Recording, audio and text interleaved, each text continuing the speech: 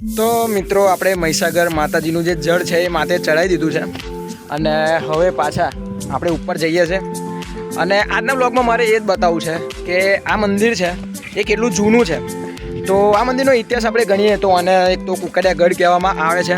પછી આ મંદિરમાં એક એવી ગુફા છે કે એ ગુફાથી તમે ડાયરેક્ટ પાવાગઢમાં નીકળી શકો છો. અને બીજું કે આ જે મારી બેક સાઈડનો રસ્તો દેખાય છે અહીં આગળ દાદરા આવેલા હતા પણ બધું ખબર નહીં, બધું તૂટી ગયું છે. એટલે મેઇન જે રસ્તો ગણાય એ મારી પાછળની સાઈડ છે. આ પાછળ તમને મંદિરનો ગેટ દેખાય છે, એ મેઇન ગેટ છે. તો અહીંથી તમારે ઉપર જવું પડે. હવે એ હું તમને રસ્તો બતાવી દઉં મારી બેક સાઈડ. તો જુઓ આ બેક સાઈડમાં તમને દાદરા દેખાય છે, તો અહીંથી આપણે ઉપર જવાનું હોય પણ વચ્ચે બધા જ દાદરા તૂટી ગયેલા છે. તો આ જે મેઇન રસ્તો છે ત્યાંથી આપણે ઉપર જઈ શકીએ એવું નથી. તો એની કારણે આ મંદિરનો બીજો એક રસ્તો એવો છે કે અહીંથી ઉપર ચડવાનું અને એની પાછળની સાઈડથી આપણે નીચે ઉતરી શકીએ છીએ. તો એ જે પાછળનો રસ્તો છે ત્યાંથી આપણે ઉપર જવાનો ટ્રાય કરીશું.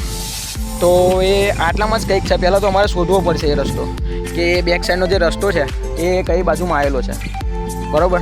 તો એક રસ્તો આ સાઈડ દેખાય છે, ત્યાંથી આપણે ટ્રાય કરીએ જવાનું. તો કેવું આ જ રસ્તેથી જવાનું છે.